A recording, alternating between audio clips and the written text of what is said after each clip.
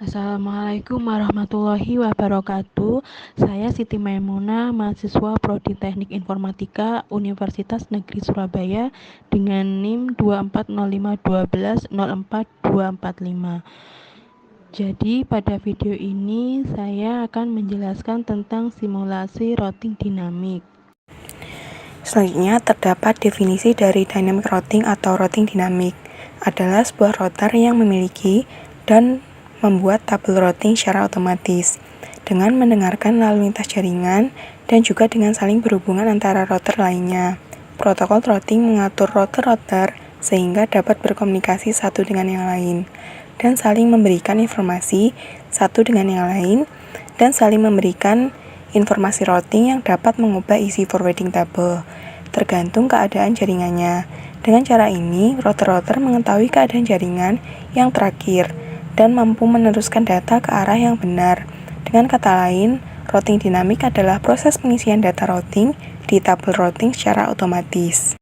Berikut ini adalah macam-macam dari dynamic routing. Yang pertama ada RIP atau Routing Information Protocol, kemudian yang kedua ada IGRP atau Internal Gateway Routing Protocol, kemudian ada OSPF atau Open Shortest Path First, dan yang keempat ada AGRP atau Ancient Internal Gateway Routing Protocol, dan yang terakhir ada BGP atau Border Gateway Protocol. Kemudian, kelebihan dari dynamic routing yang pertama, hanya mengenalkan alamat network yang terhubung langsung dengan routernya. Yang kedua, tidak perlu mengetahui semua alamat network yang ada. Yang ketiga, bila terjadi penambahan suatu network baru, tidak perlu semua router mengkonfigurasi, hanya router-router yang berkaitan. Kemudian yang terakhir ada lebih mudah untuk mengatur network yang besar, akan memilih jalur lain yang ada bila satu jalur rusak. Selanjutnya, terdapat kekurangan dari dynamic routing.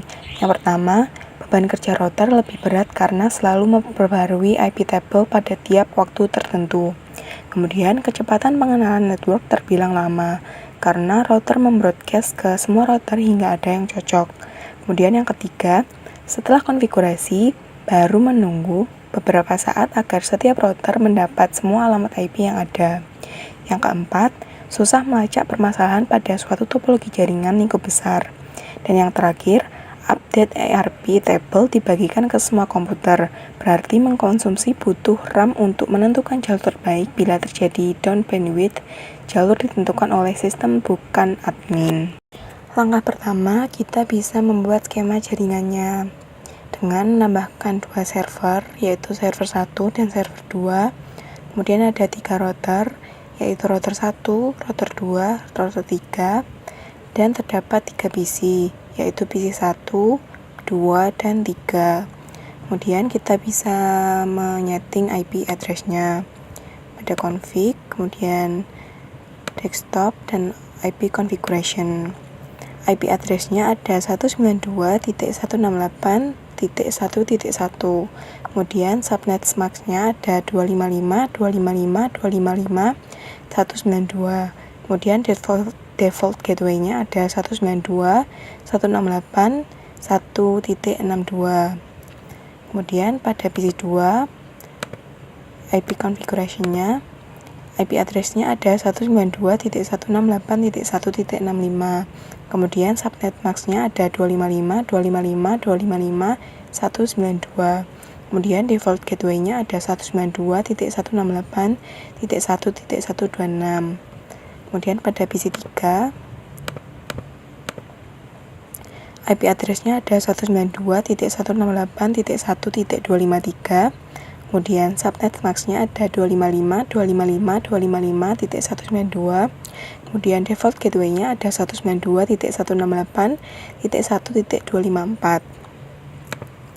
Kemudian pada router satunya kita setting dulu CLI-nya.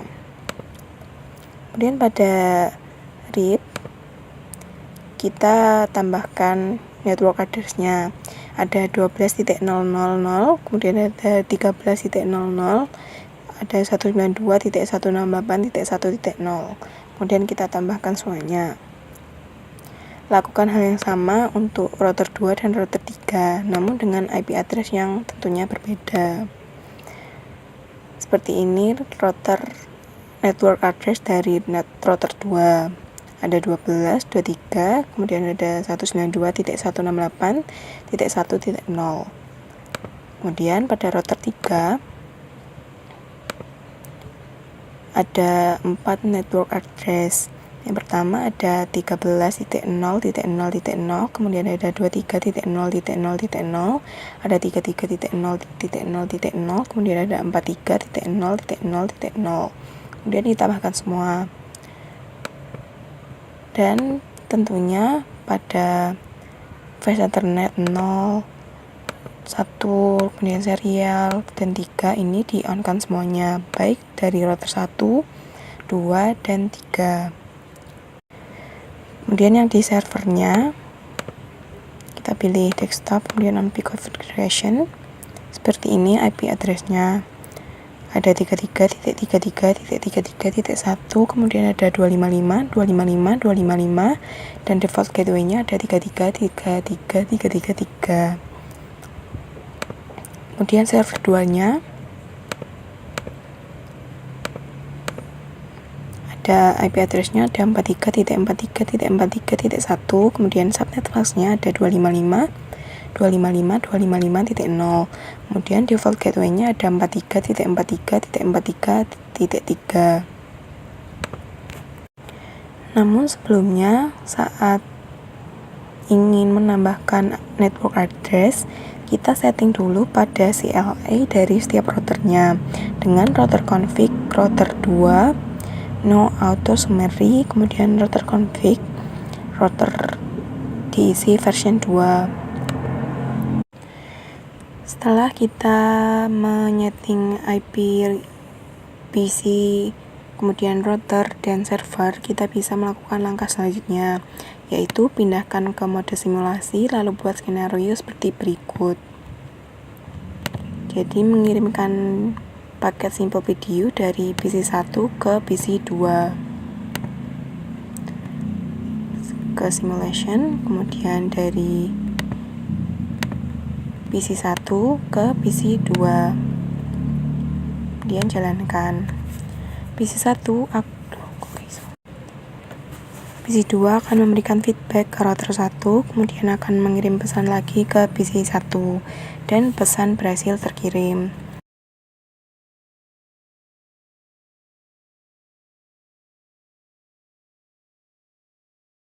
Kemudian kita new.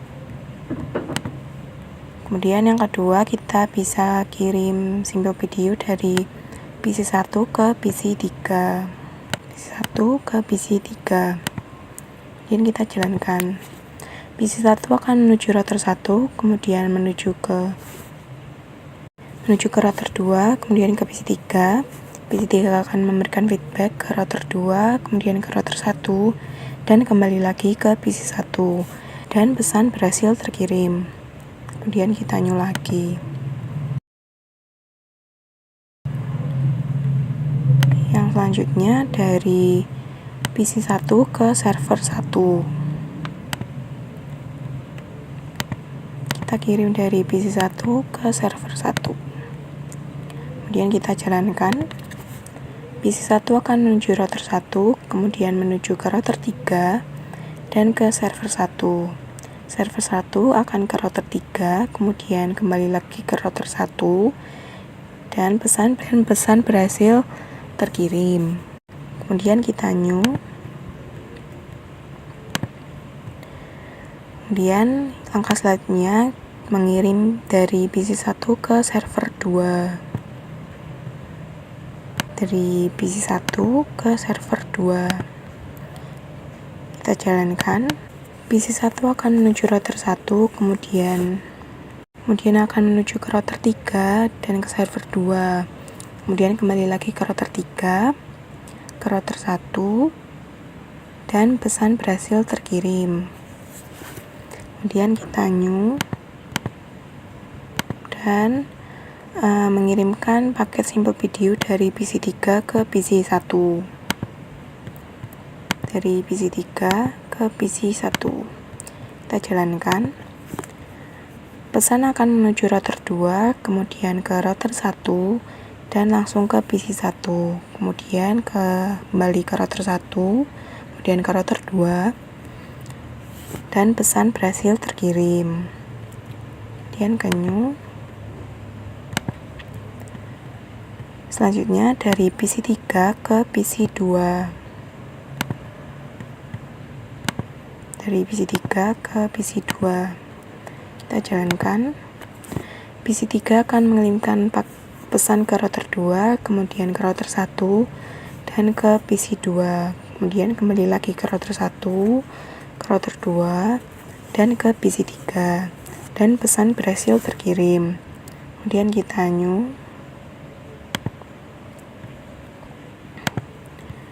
Kemudian dari PC 3 ke server 1. Dari PC 3 ke server 1. Kita jalankan. Kita akan menuju ke router 2, kemudian akan menuju ke router 3 dan langsung ke server 1. Kemudian kembali lagi ke router 3, ke router 2, dan pesan berhasil diterima oleh PC 3. Kemudian kita new. Setelah itu kita mencoba dari PC 3 ke server 2. PC 3 ke server 2. Kemudian kita jalankan. Akan menuju ke router 2, kemudian ke router 3, dan ke server 2. Kemudian kembali lagi ke router 3, kemudian ke router 2, dan pesan berhasil terkirim. Kemudian kita new. Selanjutnya, kirimkan paket simple video dari server 1 ke server 2. Dari server 1 ke server 2. Kemudian kita jalankan. Akan menuju ke router 3, kemudian ke server 2, dan akan kembali ke router 3. Pesan berhasil terkirim. Kemudian kita new lagi. Langkah selanjutnya mengirimkan paket simple video dari server 1 ke PC 1. Kemudian dari server 1 ke PC 1. Kita jalankan.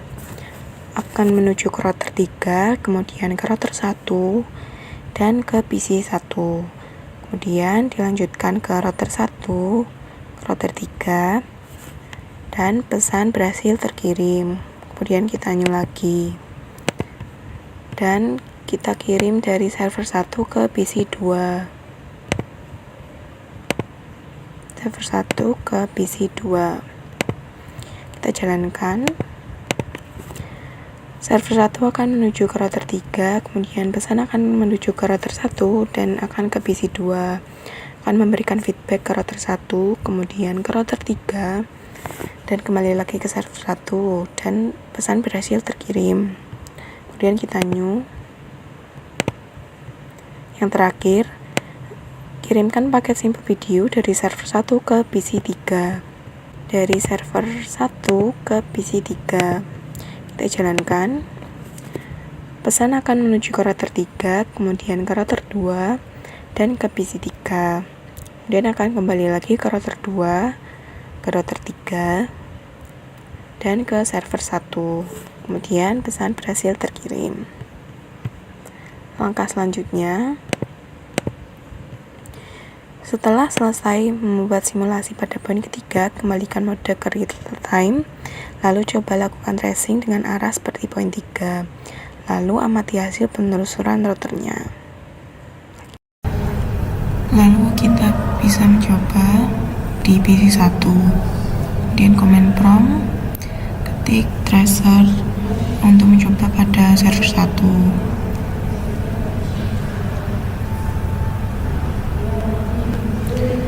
Kemudian akan melewati gateway dari router 1, kemudian router 3, dan server 1. Selanjutnya kita bisa mencoba pada PC 1 menuju ke server 2.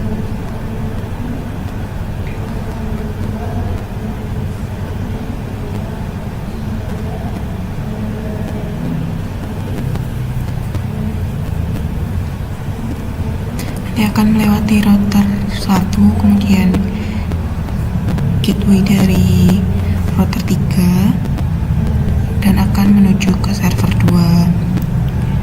Selanjutnya kita mencoba melakukan reset pada PC 3 dengan alamat IP seperti pada di layar, yaitu 192.168.1.253. Kemudian nanti akan melewati router 1, kemudian ke router 2 dan akan menuju ke PC 3.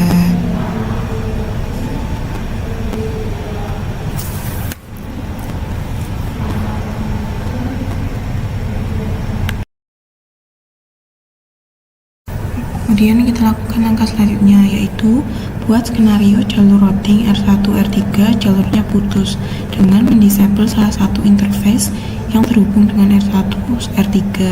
Misal interface serial R3 ke arah R1, kemudian tunggu sekitar 15-20 detik.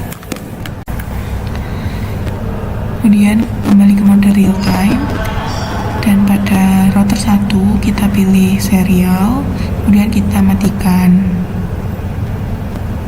Tunggu selama 15-20 detik agar dapat memindahkan jalurnya, bisa melalui router 2.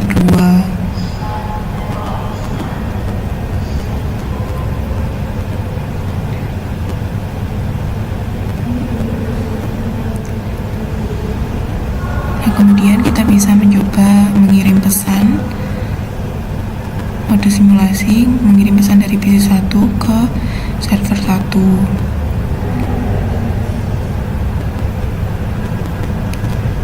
PC 1 akan melewati router 1, kemudian akan melewati router 2, menuju ke router 3, kemudian ke server 1, kemudian kembali lagi ke router 3, ke router 2, ke router 1, dan kembali lagi ke PC 1.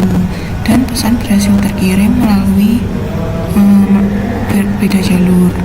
Dan kita coba mengirim pesan dari PC 1 ke server 2. Kemudian kita jalankan, akan melewati router 1, kemudian router 2, kemudian ke router 3, dan langsung ke server 2. Kemudian kembali lagi ke router 3, ke router 2, ke router 1, dan kembali lagi ke PC 1, maka artinya pesan berhasil terkirim. Walaupun dihapus dari. Sekian dari saya. Wassalamualaikum warahmatullahi wabarakatuh.